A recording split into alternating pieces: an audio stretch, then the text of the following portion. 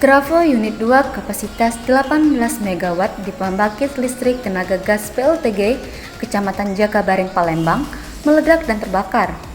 Jumat 16 April sekitar pukul 6:15 waktu Indonesia bagian Barat. Tidak ada korban jiwa dalam kejadian ini. Api berhasil dipadamkan 2 jam setelah kebakaran oleh 3 unit armada damkar. Kapolres Sabes Palembang, Kombes Pol Irfan Prawira Satya Putra membenarkan adanya kejadian trafo meledak tersebut.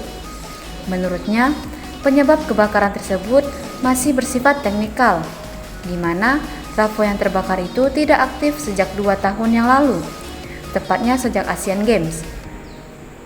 Manajer ULPL PLN, Hasmi Irawan, membenarkan adanya trafo yang meledak tersebut. Menurutnya, masih dilakukan investigasi penyebab kebakaran. Mungkin ada sirkuit yang trouble, jadi masih dalam penyelidikan. Laporan Mizon Bule dari lokasi kejadian untuk Anda.